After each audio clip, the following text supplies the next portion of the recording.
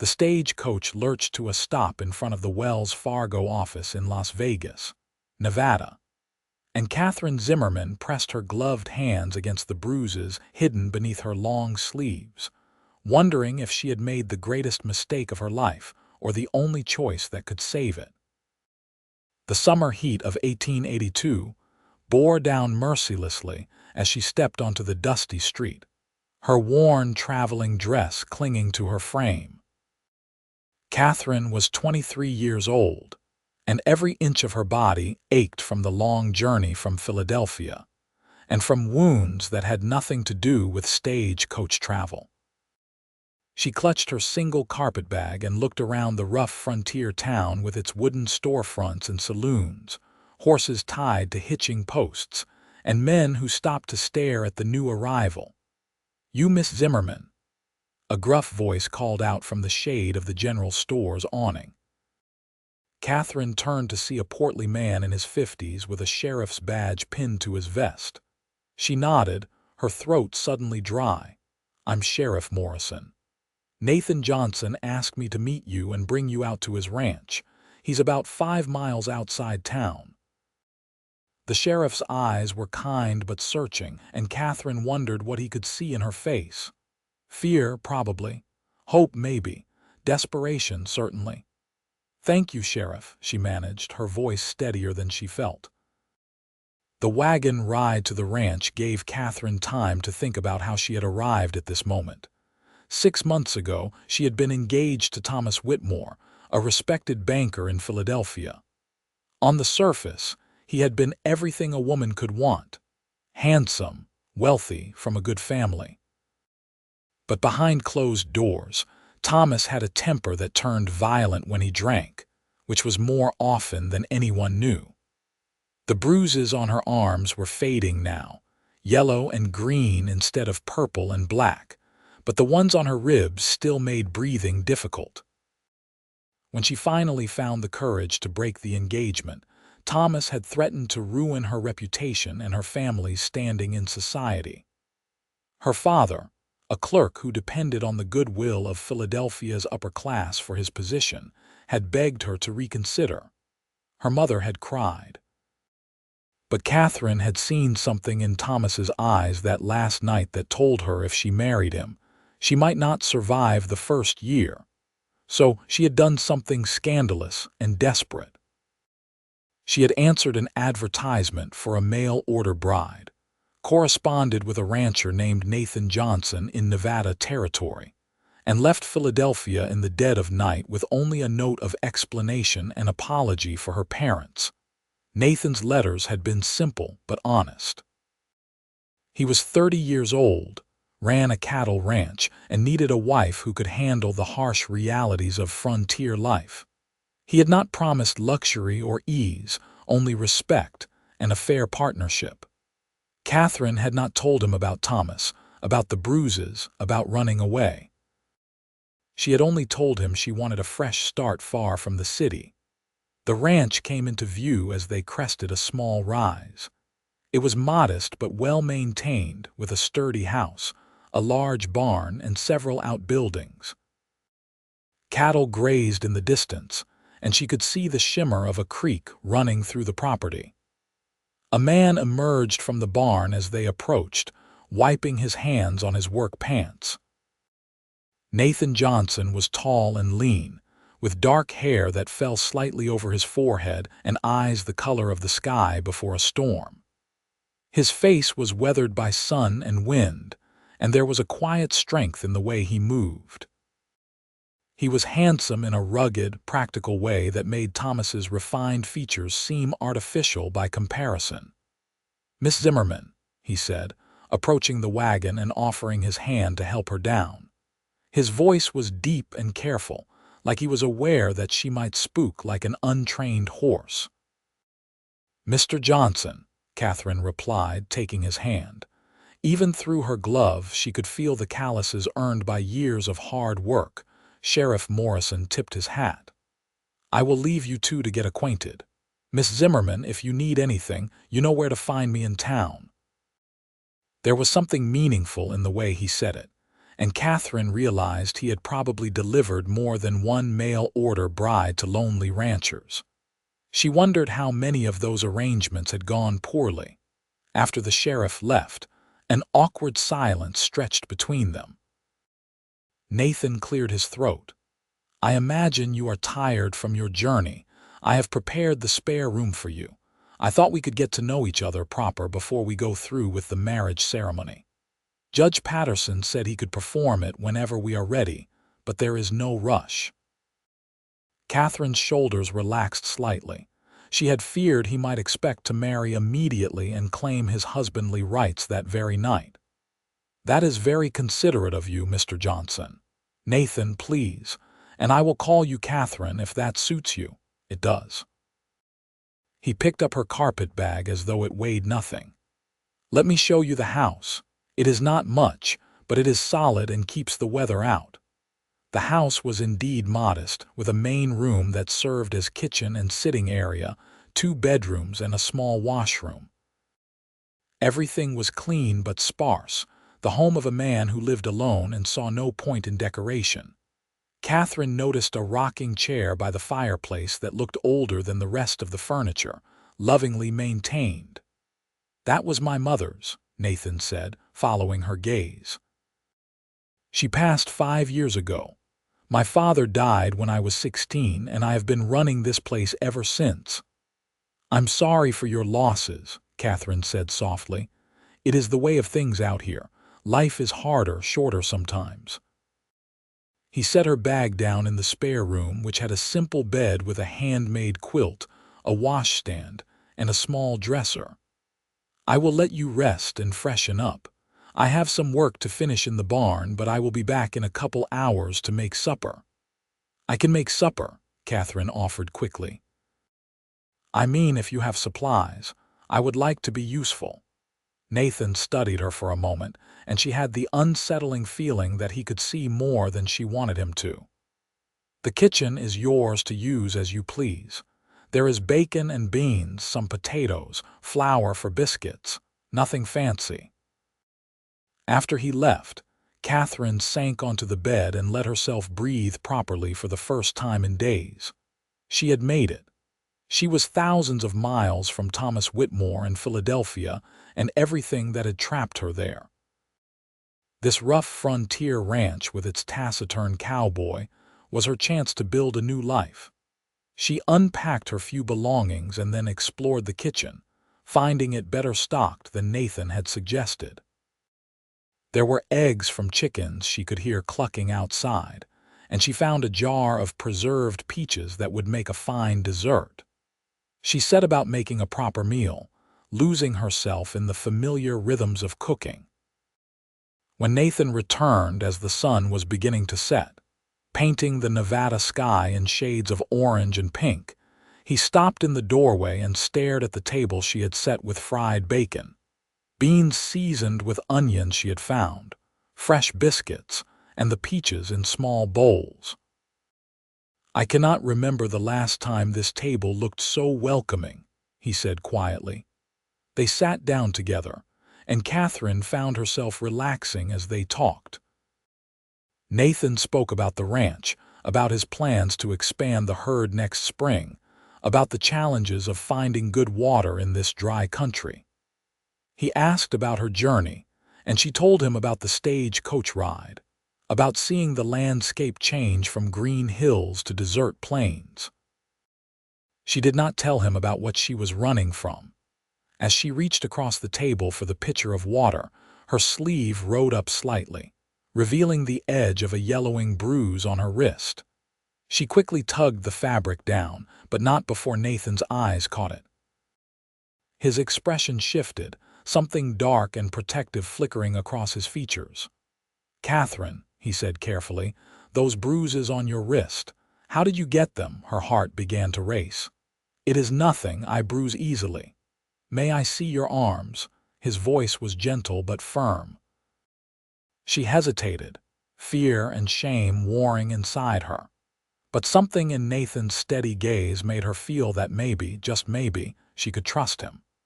Slowly, she pushed up her sleeves, revealing the full extent of the fading bruises that circled both arms like ugly bracelets. Nathan's jaw tightened and his hands curled into fists on the table. "Who did this to you, my former fiancé?" Catherine whispered. "In Philadelphia. That is why I left. That is why I answered your advertisement. Did he do more than this?" She nodded, unable to speak, her hand moving unconsciously to her ribs. Nathan stood up so abruptly that his chair scraped loudly against the floor. He walked to the window and stood there, his back rigid, his hands braced against the frame. When he finally spoke, his voice was rough with barely controlled anger. "You are safe here, do you understand me?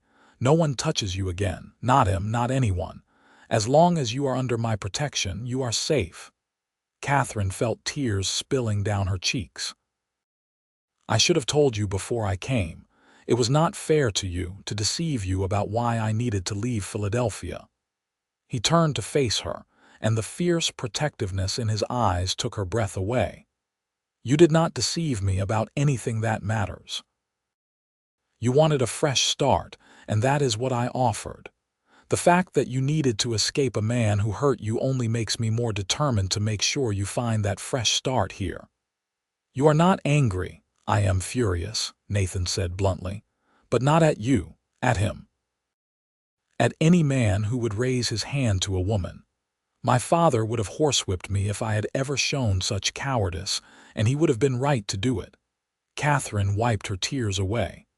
"Thomas said it was my fault, that I provoked him, that I did not know my place." "That is a lie cowards tell themselves to justify their cruelty." Nathan came back to the table and sat down, his anger visibly controlled now. "Catherine, I want you to know something. I will never hurt you. Not with my hands, not with my words. That is my promise to you, whether we marry or whether you decide you would rather make your own way out here. Either way, you have a place here as long as you need it." Something cracked open inside Catherine's chest, something that had been locked tight since the first time Thomas had grabbed her too roughly and called it affection. "Thank you," she whispered. "You cannot know what that means to me." They finished their meal in more comfortable silence, and Catherine found herself studying Nathan when he was not looking. There was a steadiness to him, a quiet integrity that made her feel anchored for the first time in months. Over the following days, they fell into a routine. Nathan rose before dawn to tend the cattle and horses, and Catherine took over the household tasks that had been neglected during his years of bachelorhood. She washed curtains that had not been cleaned in who knew how long, organized the pantry, mended torn shirts, and cooked proper meals. In the afternoons, Nathan would return to the house for dinner, and they would talk. Catherine learned that Nathan had taught himself to read from his mother's Bible and a few books she had treasured. He was smarter than his rough exterior suggested, with thoughts about the world that surprised her. He had served briefly as a scout for the cavalry, before deciding he wanted a quieter life raising cattle. He loved this harsh land with a passion she was beginning to understand. Nathan learned that Catherine had worked as a teacher before her engagement to Thomas, that she loved books and learning, that she missed the ocean even though Philadelphia was not truly a coastal city. He learned that she had a sharp sense of humor when she felt safe enough to show it, and that she sang softly while she worked, old songs her grandmother had taught her. One evening, about a week after her arrival, they were sitting on the porch watching the sunset when Catherine finally asked the question that had been nagging at her. "Nathan, why did you advertise for a mail-order bride? You are young and capable. Surely there are women in town who would have been happy to marry you." He was quiet for a long moment, rocking slowly in his mother's chair that he had moved outside. "I am not good with people," he said finally. "Never have been. I can talk to cattle and horses just fine, but put me in a social situation and I freeze up. The few times I tried courting local girls, I made a mess of it. Figured a straightforward arrangement would work better for someone like me. A woman who wanted a practical partnership instead of romance and poetry.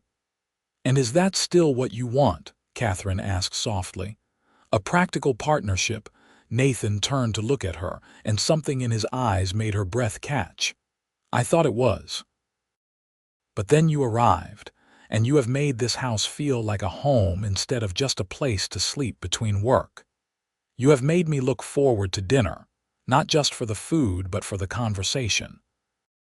And when I saw those bruises on your arms, I felt something fierce and protective that I have never felt before. He paused. So no, I do not think I want just a practical partnership anymore, but I do not want to rush you or make you feel pressured. You have been through enough. Catherine's heart was beating so hard she was sure he could hear it. What if I told you I do not feel rushed? What if I told you that, for the first time since I accepted Thomas's proposal, I feel like I might actually want to marry someone? Then I would say let us go see Judge Patterson tomorrow and make this official, Nathan replied, a smile breaking across his usually serious face. If you are sure. I am sure. The next day, they rode into Las Vegas together in Nathan's wagon. Catherine wore her best dress, a simple blue cotton that she had pressed carefully that morning. Nathan had trimmed his hair and shaved, looking more civilized than rugged for once. Judge Patterson performed the ceremony in his office, with Sheriff Morrison and the judge's wife as witnesses. The words were traditional, and when Nathan slipped a simple gold band onto Catherine's finger, she felt the weight of it as both a promise and a protection. When the judge pronounced them husband and wife, Nathan kissed her gently, carefully, as though she might break. Afterward, Sheriff Morrison insisted on taking them to the hotel restaurant for a wedding meal. Over roast beef and potatoes, the sheriff told stories about the early days of Las Vegas, when it was just a stopping point for travelers to California, and trouble with outlaws was a weekly occurrence. Things have settled down considerably, he said, though we still get our share of excitement.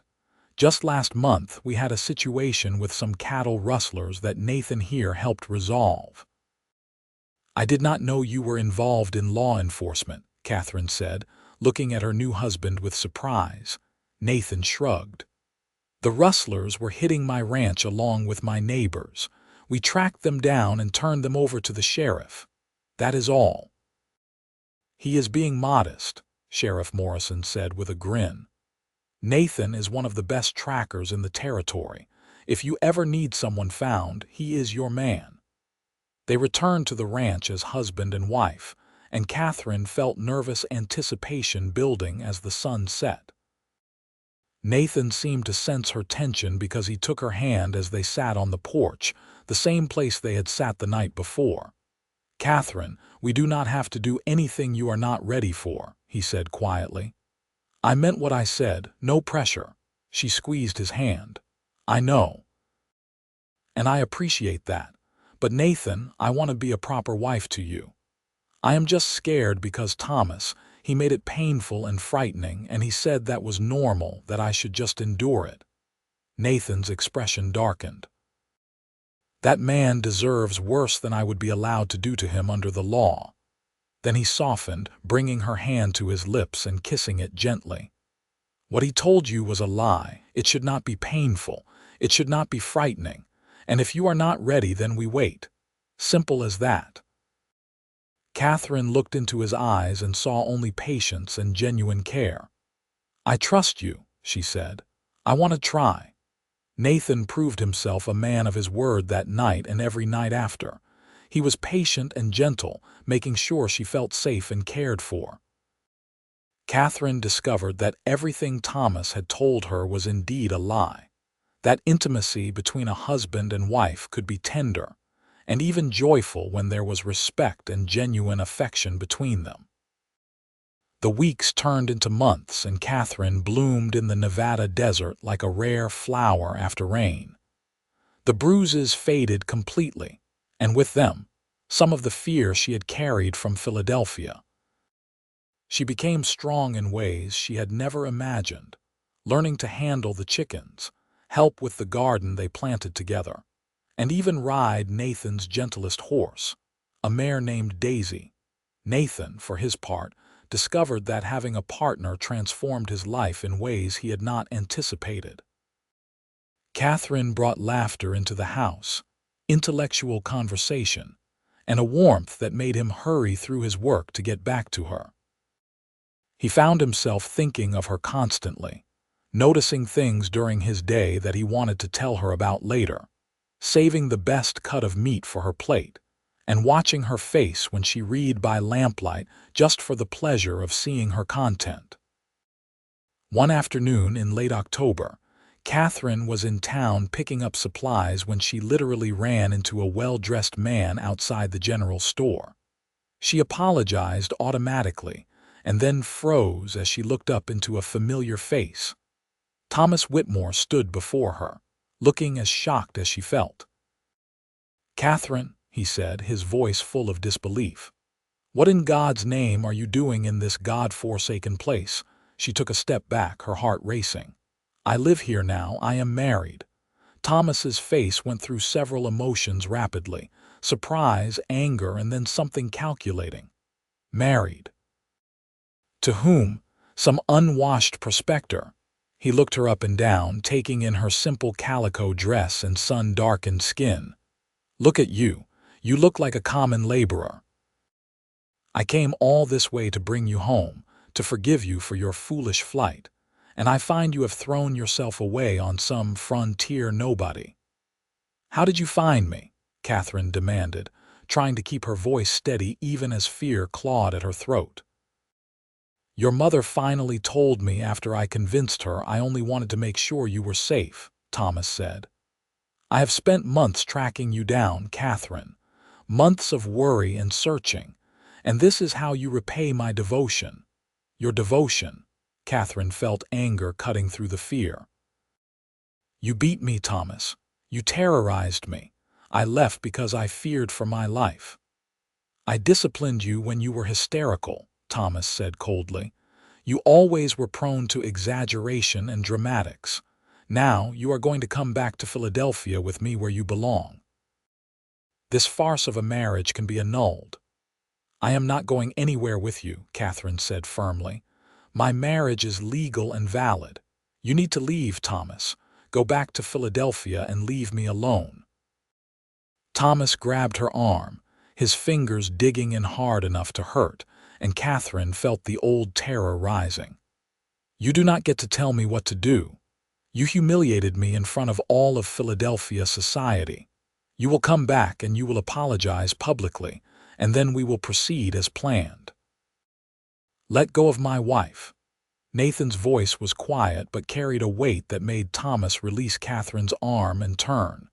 Nathan stood a few feet away, his hand resting casually on the gun at his hip. His face was calm, but his eyes were deadly serious. "Your wife." Thomas looked between them. "You are the fool she tricked into marrying her. You can have her then. She is a frigid, difficult woman who will make your life miserable."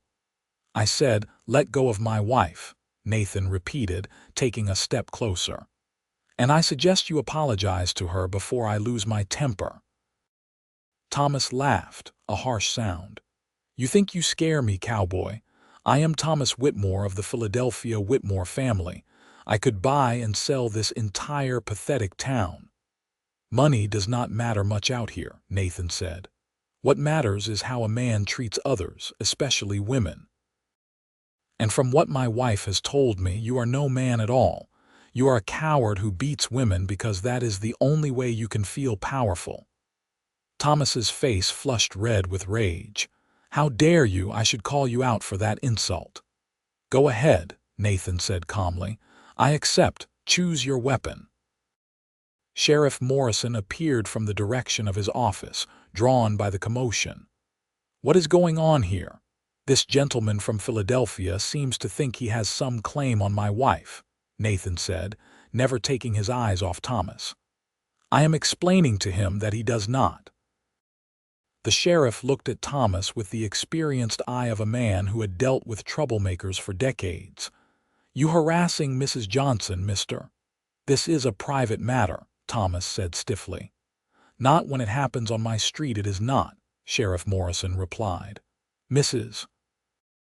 Johnson, do you know this man?" "He is my former fiancé from Philadelphia," Catherine said, trying to keep her voice from shaking. "The one I left because he was violent toward me. I do not know how he found me, but I want him to leave." "You heard the lady," the sheriff said to Thomas. "Time for you to move along." "I am not going anywhere without her," Thomas insisted. "She belongs to me." "She belongs to herself," Nathan said, his voice hardening. "And she chose to marry me. You need to respect that and go." Thomas looked at the three of them, clearly calculating his chances. Finally, he straightened his expensive coat and sneered at Catherine. "You will regret this. Living in this desert wasteland with this nobody, you will realize what you gave up, and when you come crawling back, I will not take you." "I am counting on it," Catherine said, finding her courage. "Goodbye, Thomas. Do not ever contact me or my family again." Thomas stalked off toward the hotel, and Catherine sagged with relief. Nathan immediately put his arm around her, supporting her weight. "Are you all right? Did he hurt you?" "I am fine," she said, though she was shaking. "Nathan, I am so sorry. I never thought he would follow me here. I did not think I was important enough to him for that." "It is not about you being important to him," Sheriff Morrison said wisely. "Men like that do not like losing their property, which is how he sees you. I have seen it before." He looked at Nathan. "You might want to keep an eye out. Men who travel that far for revenge do not usually give up easy." That night back at the ranch, Nathan insisted on checking all the locks and making sure his rifle was loaded and within reach. Catherine felt guilty for bringing this trouble to his door. "I should have told you everything from the beginning," she said as they prepared for bed. "About how vindictive Thomas could be, about the risk that he might follow me." Nathan pulled her into his arms, holding her close. "You told me what you needed to tell me when you were ready, and now we face this together. That is what marriage is, Catherine. We face things together." "He could hurt you," she whispered against his chest. "Thomas is not above hiring men to do his dirty work. And he has the money to hire the best." "Let him try," Nathan said grimly. "This is my territory, my home. I know every inch of this land, and I have friends who will stand with me. He is a pampered city man who thinks money solves everything. Out here, that does not mean much." For the next few days, Thomas remained in town, making a point of dining at the hotel restaurant and letting everyone know he was from a wealthy Philadelphia family. He spread stories about Catherine, calling her unstable and claiming she had run away from a loving home. Most of the townspeople knew better than to believe a stranger over one of their own, but rumors spread nonetheless. Nathan made a point of accompanying Catherine whenever she went to town. He was not usually a demonstrative man, but he kept his hand on her back or held her hand, making it clear to everyone that she was under his protection. When they encountered Thomas on the street, Nathan would stare him down until the other man looked away. One evening, about a week after Thomas's arrival, Nathan was working late in the barn when he heard Catherine scream. He grabbed his rifle and ran toward the house, his heart in his throat. He burst through the door to find Catherine backed into a corner, a knife in her hand, facing Thomas Whitmore, who had somehow gotten inside. "Get out of my house," Nathan said, leveling the rifle at Thomas. "I just wanted to talk to her alone," Thomas said, his hands raised. "To make her see reason. You broke into my home and terrorized my wife," Nathan said coldly. "That is more than enough reason for me to shoot you and claim self-defense." "Nathan, do not," Catherine said quickly. "He is not worth it. Just make him leave." Thomas looked at Nathan with contempt. "You will not shoot me. You are too civilized for that, despite your rough exterior." Nathan fired the rifle, the bullet slamming into the wall inches from Thomas's head. The sound was deafening in the enclosed space, and Thomas went white as a sheet. "The next one goes through you," Nathan said calmly, already levering another round into the chamber. "Now get out." Thomas scrambled for the door and Nathan followed him outside. Sheriff Morrison was riding up the path, drawn by the sound of gunfire. "I heard a shot," the sheriff called out. "Found this man in my house, threatening my wife," Nathan said. "I fired a warning shot." The sheriff looked at Thomas with disgust. "I warned you to leave these people alone. Breaking into someone's home is a serious crime out here." "I did not break in. The door was unlocked," Thomas protested. "It was latched," Catherine said from the doorway. "I checked it myself after dinner." "That settles it," Sheriff Morrison said. "Mr. Whitmore, you are under arrest. You can spend a few nights in my jail while you think about whether you want to catch the next stagecoach out of here or face a judge." As the sheriff led Thomas away, Nathan went to Catherine and held her tightly. She was trembling, but her voice was steady when she spoke. "Thank you. For protecting me, for believing me." "Always," Nathan said fiercely. "I told you, no one touches you again. I meant that." Thomas Whitmore left Las Vegas 2 days later on the eastbound stage, escorted by the sheriff to make sure he actually departed. Before he left, the sheriff made it very clear that if Thomas ever returned to Nevada territory or contacted Catherine in any way, he would face serious legal consequences.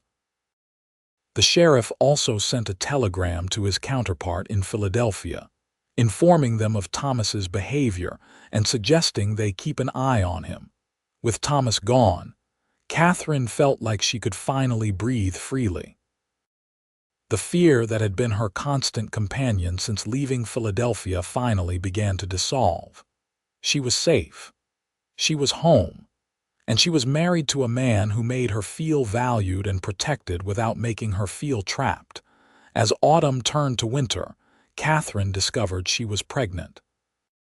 She told Nathan on a cold December evening as they sat by the fire, and the joy on his face made her heart swell. "A baby," he said wonderingly, placing his hand gently on her stomach. "We are going to have a baby. Are you happy?" Catherine asked, suddenly nervous. "Happy does not begin to cover it," Nathan said, pulling her into his arms. "You have given me everything, Catherine. A home, a purpose beyond just work, and now a family. I never thought I could have this." The winter was hard, as winters in Nevada could be, but the house was warm and their love warmed them even more. Catherine continued her work around the ranch as long as she could, and Nathan became increasingly protective as her pregnancy progressed. In early March of 1883, with the help of the doctor from town and 2 neighbor women who had become Catherine's friends, she gave birth to a healthy baby boy. They named him William, after Nathan's father. Nathan held his son with a gentleness that brought tears to Catherine's eyes. "He is perfect," he whispered. "You are perfect." The months that followed were challenging as they adjusted to life with an infant, but they navigated it together. Nathan proved to be a devoted father, rising in the night to bring the baby to Catherine for feeding, walking the floor with William when he was fussy, and singing old songs his mother had sung to him. Catherine's parents eventually sent a letter, forwarded from the mail-order bride agency. They apologized for not standing by her when she needed them and asked if they could visit and meet their grandson. After much discussion, Catherine and Nathan agreed, and in the summer of 1883, her parents made the long journey west. The visit was awkward at first, but Catherine's mother wept when she held William, and her father took Nathan aside to thank him for protecting his daughter when he had failed to do so. By the time they left to return to Philadelphia, there was healing between them, though Catherine knew she would never quite forgive them for choosing social standing over her safety. The years passed in a rhythm of seasons and hard work and deep contentment. The ranch prospered under Nathan's careful management and Catherine's organizational skills. She started a small school in their home for the children of neighboring ranchers, teaching them reading and arithmetic twice a week. Nathan expanded the herd and bought more land, building their security bit by bit. They had 2 more children, a daughter they named Rose in 1885, and another son, Henry, in 1887. The house rang with the sounds of children playing, and Nathan built additions to accommodate their growing family. Catherine never forgot where she had come from or what she had escaped, but she no longer let it define her. She was strong now, confident in ways she had never been in Philadelphia. The harsh Nevada desert had tempered her like steel, and Nathan's steady love had given her a foundation she could build on their 10th wedding anniversary. They stood on the porch together, watching their children play in the yard. William was 9 now, tall for his age and already showing signs of inheriting his father's quiet strength. Rose was 7, with her mother's quick mind and her father's steady disposition. Henry was 5 and into everything, keeping them constantly entertained. "You ever regret it?" Nathan asked, his arm around Catherine's waist. "Leaving Philadelphia, coming out here to marry a stranger." Catherine leaned into him, feeling the solid warmth of him, the safety of his presence. "Not for a single moment. You saved my life, Nathan. You gave me everything I never knew I needed." "You saved mine too," he said softly. "I was just existing before you came. You taught me how to really live." They kissed as the sun set over their land, painting the desert in shades of gold and crimson. In the distance, Catherine could see the cattle grazing peacefully, the creek sparkling in the fading light, and the vast open sky that had terrified her when she first arrived and now represented freedom and possibility. That night, after the children were in bed, Nathan pulled out a small wrapped package. "I got you something for our anniversary." Catherine opened it to find a beautiful leather-bound journal and a fine pen. "Nathan, this is too much. I know you miss teaching formally, and I thought maybe you could write down your experiences, our story," he said. "Maybe someday our grandchildren will want to know how we found each other." Catherine ran her hand over the smooth leather. "I will fill every page," she promised, "with stories of courage and second chances, and the cowboy who said no one would hurt me again, and meant it." She began writing that very night, documenting not just her own journey but the stories of other women she had met in Las Vegas, women who had also come west looking for fresh starts. Some were mail-order brides like herself. Others were widows, or women escaping their own difficult pasts. Each one had found a different kind of freedom in the harsh frontier, and Catherine wanted to preserve their stories. As word spread about her writing, more women came to her with their tales. Catherine's journal expanded into multiple volumes, a chronicle of female resilience and courage in the American West. Years later, a publisher from San Francisco would discover them and print them, making Catherine a small celebrity, though she never quite got comfortable with the attention. But that was far in the future. For now, she was simply Catherine Johnson, rancher's wife, mother, teacher, and writer. She was happy in a way she had never imagined possible during those dark days in Philadelphia when Thomas's violence had made her feel trapped and hopeless. The ranch continued to grow and prosper. Nathan took on 2 hired hands to help manage the expanding operation, young men he mentored with the same patience he showed his own sons. Catherine's school grew as well, until they built a proper one-room schoolhouse on their property, and she taught full-time during the school year. When William turned 18 in 1891, He chose to stay on the ranch, working alongside his father and learning the business from the ground up. Rose showed a talent for healing and went to study nursing in San Francisco, returning 2 years later to serve as the closest thing Las Vegas had to a doctor when the old physician retired. Henry became fascinated with law and went east for schooling, eventually returning to practice in Nevada, ensuring that people like his mother had legal protection from those who would harm them. Catherine's parents passed away in the early 1890s, her father first, and then her mother a year later. Catherine mourned them, but she had made her peace with their complicated relationship. They had failed her when she needed them most, but they had tried to make amends in the years after, and she chose to remember the good along with the bad.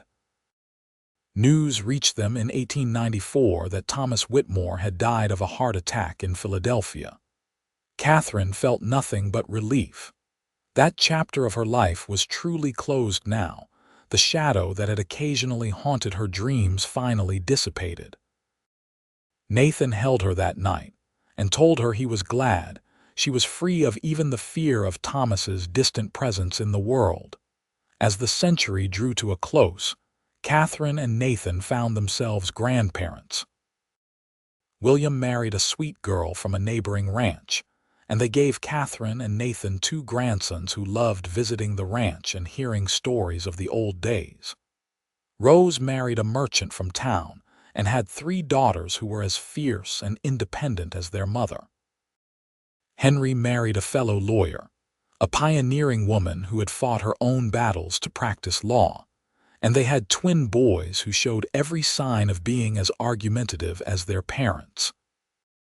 On a warm evening in June 1900, Catherine and Nathan celebrated their 18th wedding anniversary surrounded by their children and grandchildren. The house was full of noise and laughter, and Catherine looked around at the family they had built together and felt overwhelming gratitude. Later, when everyone had gone home or gone to bed, Catherine and Nathan walked out to the porch, their favorite spot in all the world. They were older now, their hair graying, their faces lined by years of sun and wind and laughter. But the connection between them was as strong as ever. "Do you remember the day I arrived?" Catherine asked, holding Nathan's hand. "How scared I was, how broken I felt." "I remember thinking you were the bravest person I had ever met," Nathan replied. "Coming all this way to escape danger, trusting a stranger to treat you better than the man you knew. That took courage. You made it easy to trust you," Catherine said. "From that first day when you saw my bruises and promised no one would hurt me again, I knew I had made the right choice. Best decision I ever made was placing that advertisement," Nathan said. "Though I admit, I was terrified when I did it. Thought no woman in her right mind would want to come out to this isolated ranch with a tongue-tied cowboy who barely knew how to talk to females." Catherine laughed. "You underestimated yourself. You knew exactly what to say when it mattered." They sat in comfortable silence, watching the stars emerge in the darkening sky. The desert was still harsh, still unforgiving to those who did not respect it, but it was their home. This land had given them everything: a life, a family, a future. "What are you thinking about?" Nathan asked, noticing the contemplative look on Catherine's face. "I am thinking about all the women still trapped the way I was," Catherine said slowly. "Still living with men who hurt them, still thinking they have no choice. I wish I could tell them all that there is always a choice, even when it seems impossible. That bravery is not the absence of fear, but doing what you must despite the fear. You have told many through your writing," Nathan pointed out. "Those journals of yours have helped more women than you know. I hear stories in town about women who read them and found the courage to leave bad situations or speak up for themselves." "I hope so," Catherine said softly. "I hope my story gives someone else hope." Nathan pulled her closer. Your story is not just about leaving a bad situation. It is about building something new, about choosing love over fear, about creating a good life from broken pieces. That is what people need to hear." They stayed on the porch until the moon rose high and bright, talking about everything and nothing, the way they had done countless times over the years. This was what Catherine treasured most. Not the dramatic moments, not even the joy of children and grandchildren, but these quiet moments of connection with the man who had proven day after day, year after year, that real love was built on respect, trust, and genuine partnership. The ranch thrived into the new century. Nathan taught William and then his grandsons everything he knew about ranching, about reading the land and the weather, about treating animals and employees with fairness. Catherine continued teaching until her eyes grew too weak to read comfortably, and then she spent her days writing more, recording the changing times as the Wild West slowly gave way to increasing civilization. Las Vegas grew from a rough frontier town into a proper city with paved streets and electric lights. The railroad brought more people and more change. Some old-timers complained about progress, but Catherine welcomed it. More civilization meant more protection for vulnerable people, more opportunities for women and children, more education and culture. In 1910, on their 28th wedding anniversary, their children threw them a party at the ranch. The entire town seemed to turn out, crowding into the expanded house and spilling into the yard.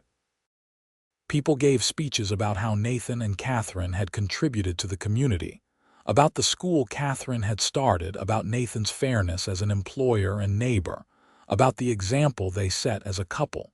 Sheriff Morrison, ancient now but still sharp-eyed, raised a toast. "I have seen a lot of marriages in my time," he said. "Most are good enough, some are bad, and a few are truly special. Nathan and Catherine Johnson have one of the special ones. From the first day I brought Catherine out to this ranch, I could see they were going to make something good together.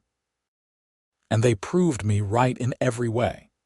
Catherine felt tears in her eyes as their friends and neighbors cheered. She looked at Nathan and saw the same emotion reflected in his face. They had built something rare and precious. A love based on mutual respect and genuine affection. A partnership that had weathered every storm. A family that would carry their values into the future. As the years continued to pass, they slowed down but never stopped living fully. Nathan taught his grandsons to track and rope and manage cattle. Catherine taught her granddaughters to read and think and stand up for themselves. They traveled a bit, visiting Rose in San Francisco and Henry in the capital, marveling at how much the world was changing. When World War I broke out in Europe, Henry enlisted despite his age, driven by a sense of duty. Catherine spent those years terrified for her son, writing him long letters and praying for his safe return. When he came home in 1919, wounded but alive, she held him and wept with gratitude. The 1920s brought prosperity to the ranch and the family. William's sons took over more of the daily operations, allowing Nathan to finally slow down. He was in his late 60s now, his body worn by decades of hard physical labor, but his mind was sharp, and his love for Catherine never wavered. They spent their days sitting on the porch, that familiar spot where they had spent so many evenings over the years. They would talk about the past, about their children's accomplishments, about the grandchildren who now had children of their own. Catherine would read aloud from newspapers and books, and Nathan would listen, occasionally offering his thoughts on world events or local gossip. One evening in the spring of 1925, as they sat watching the sunset, Nathan said suddenly, "I want you to know that marrying you was the best thing I ever did. You made my life mean something beyond just surviving and working. You taught me how to love." Catherine squeezed his hand, alarmed by the seriousness in his tone. "Nathan, what brought this on?" "Nothing specific," he said. "I just wanted to make sure you knew, in case I do not get another chance to say it." "You will have plenty of chances," Catherine said firmly, though fear clutched at her heart. "We have years yet." But Nathan's instincts proved right. A week later, while helping with the spring branding despite his family's protests that he should take it easy, Nathan suffered a heart attack. They got him back to the house and the doctor came, but there was little to be done. Catherine sat by his bed holding his hand while their children gathered. "Do not be sad," Nathan whispered to Catherine when they had a moment alone. "I have lived a full life, a good life. You gave me that." "I am not ready to lose you," Catherine said, tears streaming down her face. "We were supposed to grow old together." "We did grow old together," Nathan said with a faint smile. "I got 43 years with you, Catherine. That is more than most men get, and every single day was a gift." "I love you," Catherine said, her voice breaking.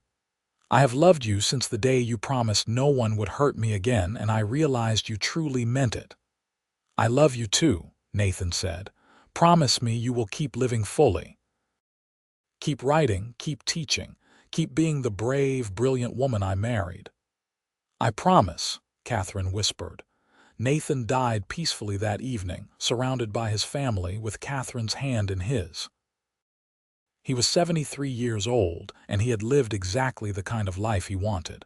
Honest, useful, full of love and purpose. Catherine mourned deeply, but did not let grief destroy her. Nathan would have hated that. Instead, she honored his memory by continuing to live as fully as she could. She spent time with her children and grandchildren, telling them stories about their grandfather, about the cowboy who had promised to protect a broken, frightened woman and had kept that promise every day of their marriage. She continued writing, now focusing on preserving Nathan's legacy and the story of the ranch he had built. She documented the history of Las Vegas and the people who had settled this harsh land and made it home. Her work became valuable to historians who wanted to understand what life had really been like in the Old West. Catherine lived to be 92 years old, sharp-minded until the end. She died peacefully in her sleep in 1951, surrounded by 4 generations of descendants. In her final years, she often spoke about Nathan, about their life together, about the love that had sustained her through everything. At her funeral, the minister read from one of her journals, a passage she had written on their 25th wedding anniversary. "I came to Nevada Territory in 1882, expecting only safety and a fresh start. Instead, I found a partner who taught me what real love looks like: patient, protective, respectful, and enduring. I found strength I did not know I possessed. I found a home in a harsh land and proved that even the most broken person can heal and thrive if given the chance. I found everything I never knew I needed, all because a cowboy named Nathan Johnson made a promise and kept it. No one touches you again." The ranch stayed in the family for generations, passed down through William's line. The house was eventually restored and turned into a museum, preserving the story of Nathan and Catherine Johnson and the legacy they left. Catherine's journals were published in their entirety, becoming required reading in Western history classes and inspiring countless people with their message of resilience, courage, and the transformative power of genuine love. The story of the mail-order bride who arrived with bruises and the cowboy who vowed to protect her became part of the mythology of Las Vegas, Nevada, told and retold as an example of the best of what the frontier could offer: second chances, real justice, and love that overcame all obstacles. Their story reminded people that heroism was not just about gunfights and outlaws, but about standing up for vulnerable people, keeping promises, and building something lasting and good in a harsh world. And in the end, that was the legacy Nathan and Catherine Johnson left behind. Not just a successful ranch or a large family, but proof that even in the roughest, most unforgiving environment, love and decency could not just survive but flourish, creating ripples that would spread through generations and inspire people for decades to come.